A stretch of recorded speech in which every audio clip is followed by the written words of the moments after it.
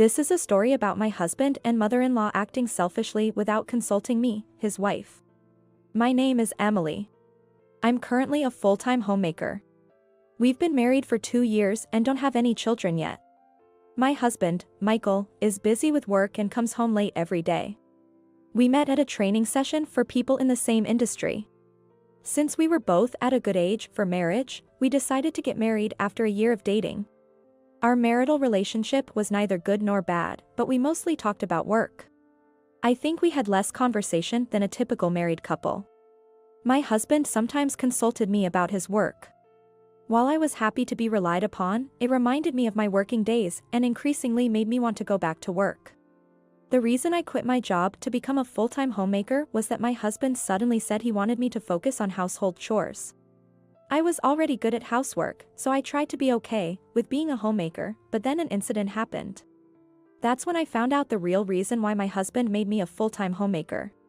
One day, I was cleaning my husband's room. When I opened the closet to start changing out the clothes for the season, I found women's clothes lined up inside. What? Whose are these? Could it be an affair? I thought for a moment, but then realized that it was unlikely for someone to brazenly leave their clothes in a house they shared. Since my husband works in fashion, I thought maybe these clothes were for work. That night, when my husband came home from work, I asked him about the clothes in the closet. And the situation turned out to be worse than if it had been an affair. Ah, those? They're all my mom's clothes. Why? What? They're your mother's clothes? Why do we have so many of her clothes here? When I asked this, I received an unexpected answer. Ah. Starting next month, Mom's going to live with us, he said nonchalantly. What? What did you just say? Mom suddenly said she wanted to live together. It's really troublesome, right? Anyway, that's the situation. I'll arrange the move, so don't worry. Can you just prepare a room for her? I was stunned by the sudden news and speechless. Why wouldn't you consult me about such an important matter? I haven't heard anything about this. Why are you raising your voice? I just told you, didn't I? Why are you so angry? He replied. My father-in-law passed away when my husband was young, and my mother-in-law currently lives alone. She's perfectly healthy and not ill in any way. She occasionally comes to our house, checks every corner, and nags me about my housekeeping. As a woman, it's a shame you can't do housework. You might have been excellent at your job, but a woman needs to be good at housework, you know? How can you serve this kind of food to my son? You should learn cooking properly, she always says sarcastically to me. It's classic mother-in-law harassment. Living together means I won't know what she'll say every day. Just thinking about it is depressing.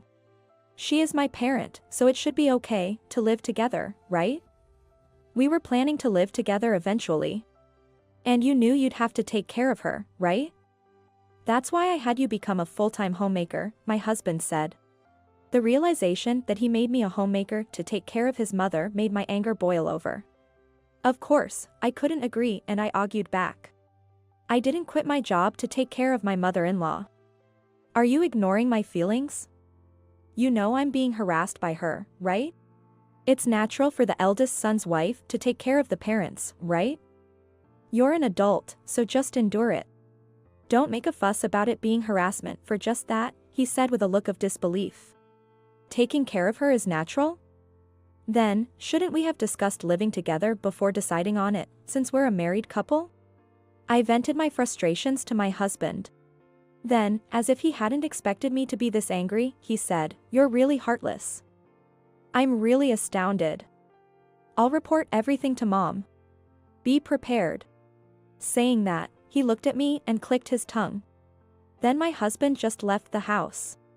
I'm the one who wants to click my tongue, I thought, as I slammed my husband's pillow onto the floor. He didn't come home that day. My refusal to live with his mother must have really upset him. I received a message saying he wouldn't be home for a while. It was only after a week that my husband finally came home. As soon as he arrived, he said with a stern face, "I've discussed the future with Mom." I had a little hope that he might have given up on the idea of living together. But then I was informed of an unexpected outcome of their discussion. This is the result of our discussion. Saying that, he handed me a piece of paper. It was a completed divorce form. What's this? What does this mean? If you refuse to take care of my mom, you're not fit to be a wife, right? I don't need such a wife. So, I think divorce is the only option.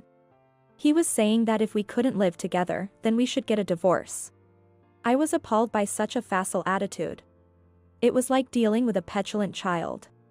At the same time, I became calm and realized that I had no love left for my husband. Maybe I was just disgusted and had cooled off. With that feeling, I didn't feel like arguing anymore and just listened to him silently. Then, after saying what he wanted, he said, "I have to go to work now. Cool your head today and rethink living together. You don't want to get divorced, right? Tonight, we'll discuss it again, including my mom." With that, he went to work. That was the moment I made a certain decision. I remained seated at the table, picked up a pen. Then I headed to a certain place. That night, my mother-in-law came to our house. My husband also came home early from work. As soon as she entered, she said, "Who do you think you are? How dare you refuse to live with your husband's mother? You're so selfish." She was very aggressive. Then my husband also spoke up. "It's really unbelievable that you refuse to live together. I chose the wrong person to marry. Emily, have you cooled your head? If you don't like it, feel free to leave, okay?" They both cornered me. But whatever they said, I didn't care. It didn't hurt or itch. I've cooled my head and thought it through. I was really stupid. Hearing this, they smiled, thinking I had given in. "That's good, we forgive you," they said. To them, I continued saying, "Forgive me? Aren't you both misunderstanding something? I've cooled my head. Do you understand what that means? Sorry. But I can't live with people who can't even consider their daughter-in-law's feelings." They were shocked by my unexpected words. "You're not going to say you want a divorce, right? If you hate it so much, you don't have to live together. I can still live alone. Let's discuss this slowly in the future. Michael, that's okay. Right? Let's put off the living together." My mother-in-law suddenly changed her opinion, trying to please me. "Mom, you're misunderstanding again. There's no way I will live with you in the future." "Why?" "Don't say such things," she pleaded. "Your plea troubles me. I'm no longer your daughter-in-law. As you both wished, I filled out the divorce form you gave me and submitted it today. It's been officially accepted, so I'm no longer involved." I dismissed their arguments like that. Hearing this, my mother-in-law and husband were dumbfounded. They were probably shocked by my unexpected actions. After a while, my husband seemed to come to his senses and started yelling, "What are you doing submitting that on your own? It's normal to discuss things before doing something like that." "What's normal? I've reached my limit of patience. Do you now understand how it feels to be acted upon without discussing?" That's what I told them both. Intimidated by my firm stance, they didn't argue back, and I started packing my things. They tried to stop me, but I shook them off and went back to my parents' house. "Please don't go," my mother-in-law cried at the end, but I ignored her. I thought she should first apologize for all the harassment, but then I felt relieved thinking I might never see them again. This time, they probably thought that waiving the divorce papers would easily make me agree to live together. Perhaps they assumed that as a homemaker, I wouldn't easily agree to a divorce. I'm not so weak as to endure living together for such reasons. The divorce papers were just a joke. I'm sorry. Please cancel it. Later, my husband came to my parents' house, begging on his knees, but of course, I refused. No matter how much he apologized, my feelings did not change. I told my parents everything. You really weren't cut out for being a housewife, were you? They didn't probe too deeply, just said that. It was just like my parents. Afterward, my husband continued to contact me, not learning his lesson. I guess I chose the wrong husband. So, please don't contact me again, I replied and blocked his emails. He deserved this punishment for carelessly giving me the divorce papers. What goes around comes around. I hope he regrets it for the rest of his life. Afterward, my husband and mother-in-law started living together, but true to form as parent and child. With their stubborn and self-centered natures being so similar, they constantly argued and soon ended up living separately. Their punishment didn't end there. A while later, my mother-in-law was in a traffic accident. Fortunately, she wasn't fatally injured but became disabled and couldn't live alone anymore. Initially, my husband took care of her, but it wasn't easy managing work and caring for his mother, leading to days filled with irritation. This isn't what I wanted. If only we had a wife, this wouldn't have happened, they lamented. Currently, my mother-in-law is in a facility by her own choice. With no wife or mother-in-law, my husband must be lonely. He hastily started looking for a new partner. Initially, he attended mixers, but nobody was interested, and now he's trying his luck at a marriage agency. However, with his high pride and selfish nature, he's not exactly someone you'd enjoy being around, even as a compliment. I wonder if a woman who would choose such a person will ever appear. If so, I'd definitely like to meet her. As for me, I met with my former colleagues and told them about my divorce. I apologized for the wedding they had celebrated, but surprisingly, they were thrilled. I was then asked to return to my job.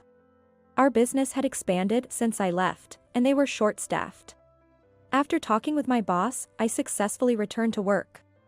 Everyone was struggling without me, and my boss begged, "Please don't leave us again."